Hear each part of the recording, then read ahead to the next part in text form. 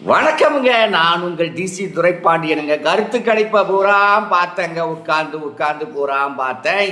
எங்க பார்த்தாலும் தாவேக்காவா திமுகவான்றான். இந்த அதிமுகவை எங்க பார்த்தாலும் காணுமே.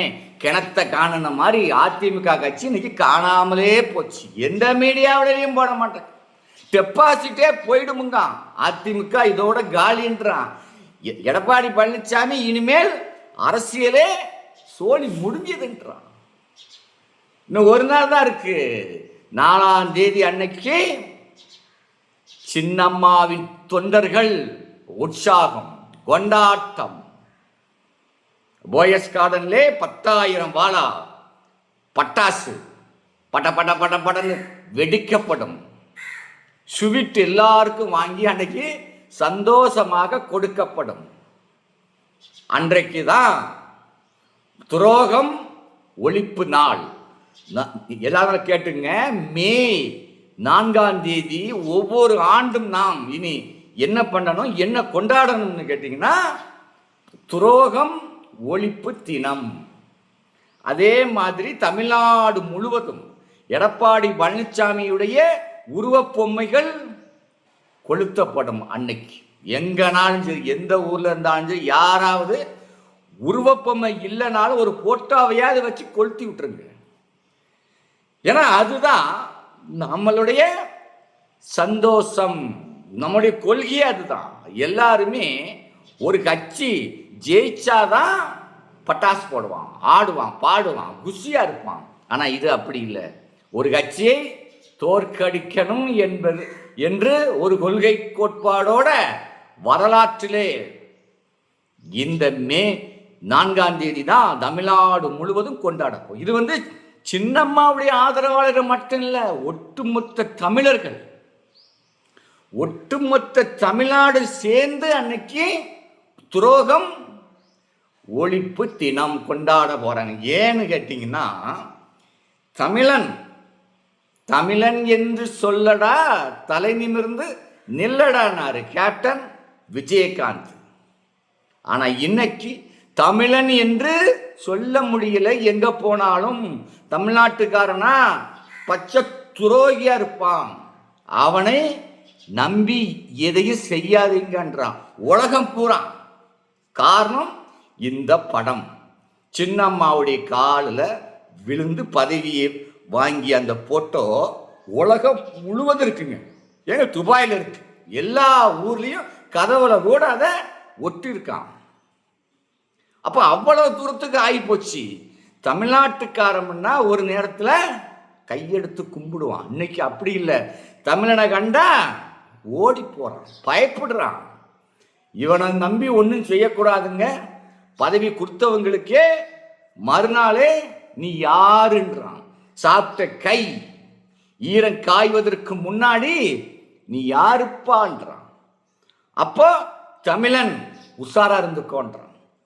இதே மாதிரி தமிழ்நாடு முழுவதும் மே 4ஆம் தேதி துரோகம் ஒழிப்பு தினம்.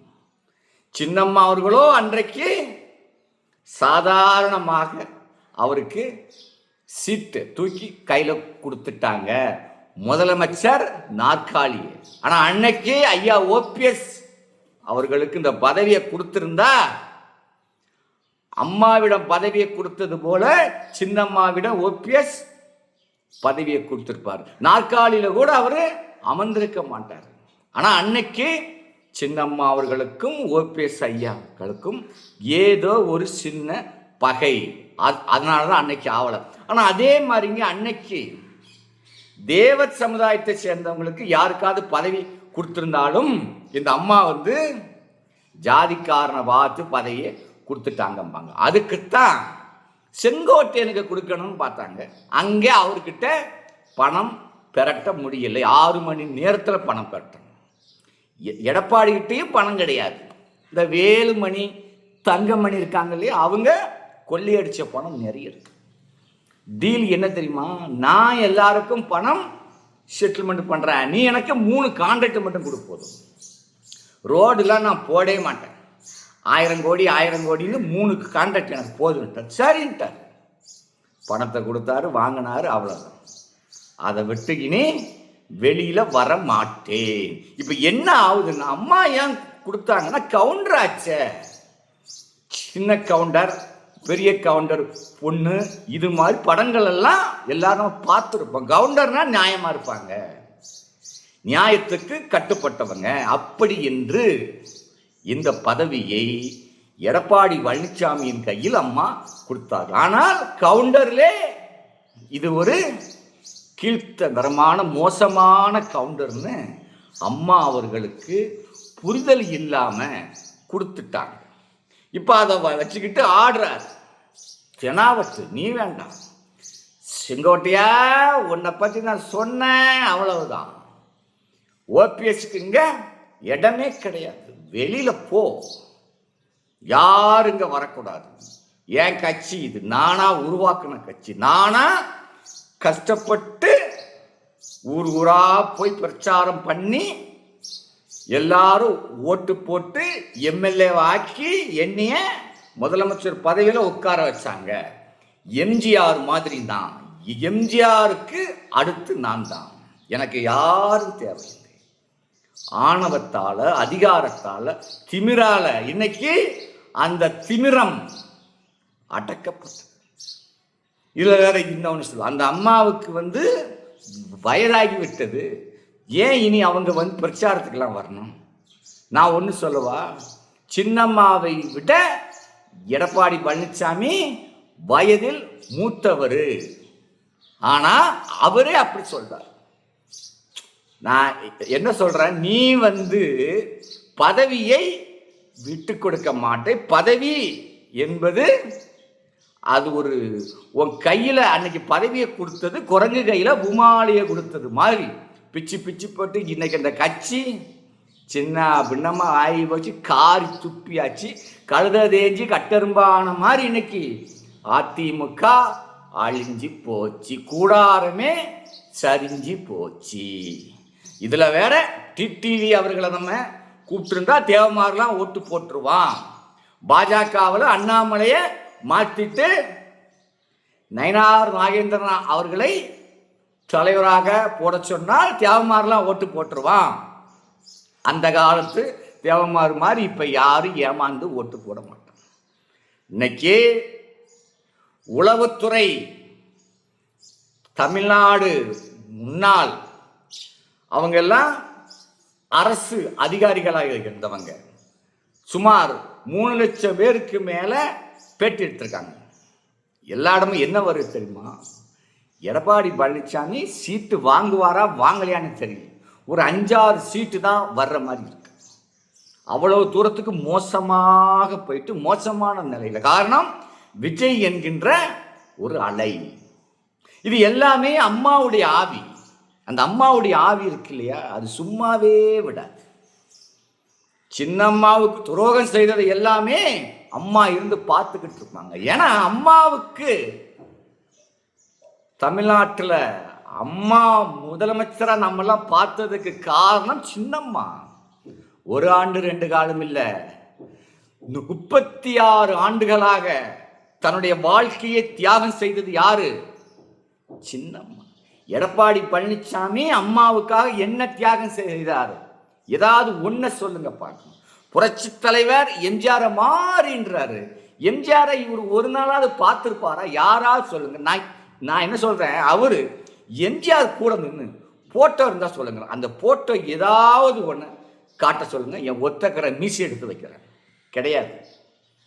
அந்த போட்டோவை செட்டிங் வேணா பண்ணலாம், எம்ஜிஆர் கூட இருந்த மாதிரி. ஆனா ஒரிஜினலு கொடுக்க. அதே மாதிரி அம்மா கூடங்க 5 நிமிஷத்துக்கு மேல அவர் உட்கார்ந்து பேசினதே கிடையாது. அம்மா கிட்டவே இப்படிதான் நிற்கணுமா, ஒரு 5 நிமிஷம், அவ்வளவுதான். எடப்பாடி பழனிசாமிலாம் முதலமைச்சர் ஆக்கணும் அப்படி என்பதெல்லாம் அம்மாவுடைய கனவுல கூட கிடையாது. ஆனா அன்னைக்கு ஏதோ ஒன்று ஆயிட்டு. முதலமைச்சர் பதவி சாதாரண பதவியா? அவ்வளவு பெரிய பதவியை தூக்கி கொடுத்தாங்க. அப்படிப்பட்ட தங்கத்தை யாரு நீ? உனக்கு இந்த அதிமுக என்ன இருக்கு? இப்ப பார், இப்ப உனக்கு ஆப்பு இருக்குல்ல, தமிழ்நாடு பூரா பிரச்சாரம். அன்னைக்கு அம்மா அவர்களுக்கு ஓட்டு போட்டதுக்கு காரணம் என்ன தெரியுமா? சின்னம்மா. திமுகவில் இருந்து பூரா பேர் அதிமுகவுக்கு வந்த காரணம் என்ன? சின்னம்மா இருக்காங்க. இதே சின்னம்மாவும் அம்மாவும் தூத்துக்குடி மாவட்டத்தில் ஒரு ஊருக்கு வராங்க. அது என்ன ஊர்னு கேட்டிங்கன்னா வல்லநாடுங்கிற ஊருக்கு வராங்க. அந்த ஊரில் வரும்போது அம்மா வாழ்க அம்மா வாழ்க அம்மா வாழ்க அம்மா வாழ்கங்காங்க. திடீர்னு பார்த்தா உள்ள பார்த்தா சின்னம்மா இருக்காங்க. சின்னம்மா வாழ்க சின்னம்மா வாழ்க சின்னம்மா வாழ்க. அம்மாவே அன்னைக்கு ஆச்சரியப்பட்டாங்க. அதே அம்மா சின்னம்மாவுக்கு ஒரு பொறுப்பு அன்னைக்கே தாரன் இருக்காங்க. சின்னம்மா தான் வேணும், அக்கா இருக்கும்போது எனக்கு வேண்டாம், பொறுப்பை நானே வாங்கி கொண்டால் உங்களை யார் பார்க்கறது? அதான மெயின். இப்போ அன்னைக்கு பிஎம்டி கட்சியில் இசக்கிராஜா தேவர் போட்டியிடுறார். அவருக்கு வலது கை இன்னைக்கு யாருன்னு கேட்டிங்கன்னா பாசமிகு அண்ணன் வள்ளிக்கண் தேவர். அவருக்கு சீட்டு வேணுமான்னு கேட்டிருக்காங்க. வேண்டான்ட்டார். ஏன்? தலைவர் போட்டியிடுறாரு. அப்போ தேர்தலுடைய பிரச்சாரங்களுடைய யாரை பார்க்கறது? சீட்டு எனக்கு வேண்டாம். ஸோ அப்படி அந்த பாசங்கள் சின்னம்மா கிட்ட அன்னைக்கு இருந்துச்சு. அதனால தான் அவங்க எந்த பதவியும் வேணாம், எனக்கு எந்த சீட்டு வேணாம். ஏன் இல்லைன்னா அவங்களால அன்னைக்கு ஒரு எம்பியா இருக்க முடியாதா? ஏன் ஒரு எம்எல்ஏ இருக்க முடியாதா? வேண்டாம். அதான் பாசம், உண்மையானது, உணர்வான பாசம் தான். இன்னைக்கும் அதிமுகவில் அந்த உண்மை உணர்வு பாசம் யாருன்னா சின்னம்மா மட்டும்தான். வேறங்க யாருமே கிடையாதுங்க. எல்லாம் சும்மா. இதையெல்லாம் அம்மாவுடைய ஆவி பார்த்துக்கிட்டு இருக்கும். எடப்பாடி பழனிசாமி செஞ்ச ஒவ்வொன்றையும் பார்க்க, ஜெயிலிருந்து வந்த உடனே அம்மாவுடைய நினைவிடத்துக்கு கூட போகக்கூடாது, பார்க்கக்கூடாதுன்றார். சின்னம்மாவுடைய கணவரை போய் பார்க்கக்கூடாது. அவங்க இங்க அவங்க பார்க்க அப்படியே வந்தாலும் வாய் பேசக்கூடாது, மீடியாக்கள்ல பேட்டி கொடுக்கக்கூடாது. ஏன்னா பேட்டி கொடுத்தா உண்மையை சொல்லிடுவாங்க. என்னை ஜெயிலில் வச்சு கொலை பண்ண பார்த்தாமன்னு உண்மையை சொல்லிடுவாங்க. அதுக்காக பேட்டி கொடுக்கவே கூடாது. சரிங்க, நான் என்ன சொல்ல, இவ்வளவுதான். சின்னம்மாவுடைய கணவருங்க காலமாயிட்டார். போய் நீ பார்த்தையா? மாலை ஒரே ஒரு மாலை வாங்கி போட்டி. அப்படி என்ன உனக்கு அவங்களுக்கும் பெரிய பகை?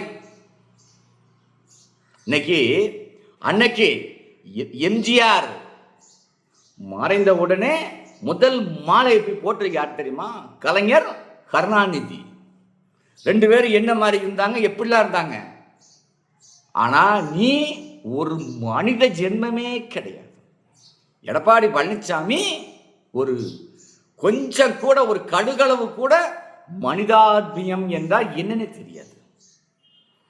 போய் பார்க்கணுமா இல்லையா? நீங்க எல்லாம் சொல்லுங்க, பார்க்கணுமா இல்லையா? அதை போய் பார்க்கல. பதவி கொடுத்தவங்க. அப்படிப்பட்ட எடப்பாடி பழனிசாமியை தமிழ்நாடு மக்கள் பாடம் காட்டுவாங்க. நான் அன்னைக்கே சொன்னேன், யாரை எங்க வைக்கணும்னு தமிழ்நாடு மக்களுக்கு நல்லா தெரியுமுங்க. சாதாரண மக்கள் இல்லை, இன்னைக்கெல்லாம் அறிவுபூர்வமா இருக்காங்க. கடையில் போய் ஒரு சோப்பு வாங்கினா கூட அந்த சோப்பு என்ன மாதிரி இருக்கும், இந்த சோப்பை வச்சு துணி வச்சா அது என்ன மாதிரி இருக்கும் பார்த்துட்டு வாங்குறாங்க, பிராண்டு பார்த்துட்டு. அப்படி வாங்கக்கூடிய இந்த மக்கள் எடப்பாடி பழனிசாமிக்கு எப்படி ஓட்டு போடுவாங்க? துரோகம் என்பது யாருக்கு செஞ்சாலும் ஒன்று தானே, ஒரு பெண்மணிக்கு செஞ்சாலும் ஒன்று தான், ஒட்டுமொத்த தமிழ்நாட்டுக்கு செஞ்சாலும் ஒன்று தானே. அப்போ அதை மக்கள் மறக்க மாட்டாங்க. எடப்பாடி பழனிசாமியோட தோல்வி துரோகம்னால தான். அதனால் என்ன சொல்கிறேன், அனைவரும் 4ஆம் தேதி கொண்டாட போகின்றார்கள். அன்னைக்கு தான் மே 4ஆம் தேதி. இந்த ஆண்டு மட்டும் ஒவ்வொரு ஆண்டுமே துரோகம் ஒழிப்பு தினம் அப்படி என்று பெயர் வச்சு கொண்டாட போகின்றார்கள். எல்லோருக்கும் சந்தோஷம். எடப்பாடி பழனிசாமிக்கு ஓட்டு போடாம வேற கட்சி, நீங்க எந்த கட்சிக்கெல்லாம் ஓட்டு போட்டாலும் அதை பத்தி எனக்கு கவலையே இல்லை. எடப்பாடி பழனிசாமியை ஒழித்ததற்கு அனைத்து உள்ளங்களுக்கும், எல்லா சாதி சமுதாயத்து மக்களுக்கும் என்னுடைய பணிவான வாழ்த்துக்களையும் நன்றிகளையும் தெரிவித்துக் கொண்டு விடைபெறுகிறேன். நான் உங்கள் DC துரைப்பாட்டியன்.